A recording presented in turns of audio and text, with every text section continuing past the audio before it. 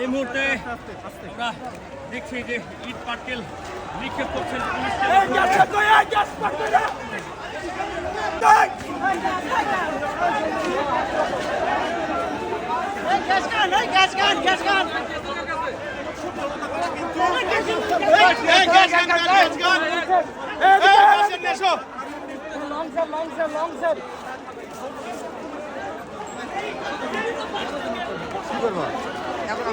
Gas গান মারবে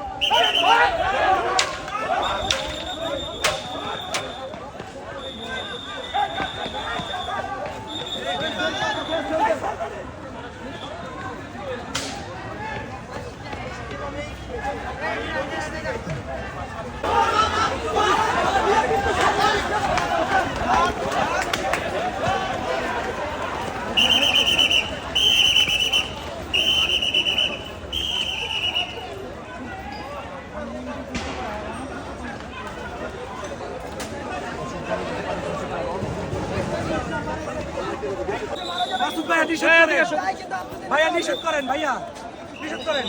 হ্যাঁ নিষেধ করেন। না না যাচ্ছিলাম না, পিছন থেকে ধাক্কা দিচ্ছে। কি করব? পিছন থেকে ধাক্কা দিচ্ছে, কি করব ভাই? পিছন থেকে প্রেসার দেয়, আমরা কি করব? আমি সামনে এইভাবে আপনার স্যার ওইছি না, আমি ঢালে দাঁড়াইছি। আমরা একটা ছেলে বারবার এখানে এসে কাহিনী করতেছেন কেন ভাই? ধাক্কা মারছে পিছন থেকে, কি করব? এই আপনারা মারতেছেন কেন? আমারও বলে আপনার পিছন থেকে মারে, পিছন থেকে কারা মারে?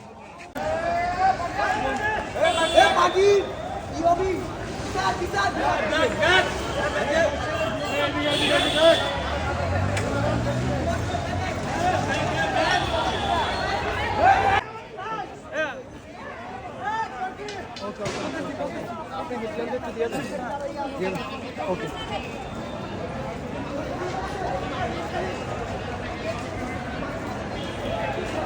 ব্যর্থতা, এটা ইউনূস সরকারের ব্যর্থতা, ইন্টিরিমের ব্যর্থতা, তার ব্যর্থতা।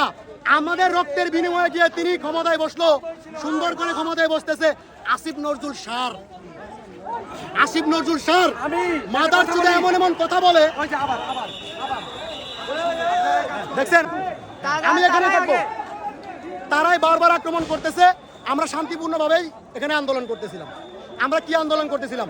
আমরা অবৈধ 32 ভাঙতে আসছি, আমরা কি তাদের উপর আক্রমণ করতেছিলাম? এটা তাদের বাপের না যে তারা রক্ষা করতে আসছে। ইন্টারিম বারবার ব্যর্থতার পরিচয় দিচ্ছে, বারবার ইন্টারিম ব্যর্থতার পরিচয় দিচ্ছে। ইন্টারিম যদি এভাবে চলতে থাকে, আজকে এখানে প্রায় 150 শতাধিক ভাই আহত হয়েছে, স্বয়ং আমি নিজেও এখানে টিএসএল বিদ্ধ হয়েছি। আমার অবস্থাগুলো দেখবেন, পায়ের অবস্থা খুবই নাজেহাল অবস্থা, কিন্তু এখান থেকে যাচ্ছি না। আমার অসংখ্য ভাই আমাকে দেখে অনুপ্রাণিত হচ্ছে, যার জন্য আমরা এই মাঠ ছাড়ছি না। আমরা এই 32 ভাঙা ছাড়া এখান থেকে যাবো। আপনারা চিন্তা করেন, চলে এসছে, তাহলে এই আইন শৃঙ্খলা বাহিনী, সেনাবাহিনী তাদের কি দায় আছে? তারা তাকে সেভ করছে, তাদের ইমোশন ধরা হয়, এটা তাদের ইমোশনকে কি কারণে সেভ দিচ্ছে? আপনারা আমাদের প্রশ্ন ইন্টারিম গভর্নমেন্টের কাছে, আপনারা আইন শৃঙ্খলা বাহিনীকে আপনারা সামলান। আমরা 2000 শহীদের রক্তের উপর দিয়ে কোনো খুনি, কোনো ফ্যাসিস্ট সরকারের কোনো স্মৃতি বা নিদর্শন এই বাংলার মাটিতে রাখবো না ইনশাআল্লাহ।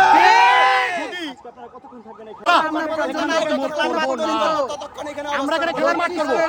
আপনারা লিখে দিতে পারেন। ধানমন্ডি 32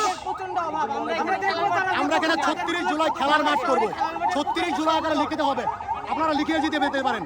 সরাসরি বলতেছি ধানমন্ডি 32 ভেঙে 36 লিখবো, এটা হবে এক নতুন ইতিহাস। মুজিববাদের কোনো ক্যাবলা রাখবো না বাংলার কথা এখানে। তারপরও আমার খালি একটাই কথা যে রাষ্ট্রের এতগুলো টাকা খরচ করে এই যে 4 স্তরের নিরাপত্তা, এই 4 স্তরের নিরাপত্তার মানে কি?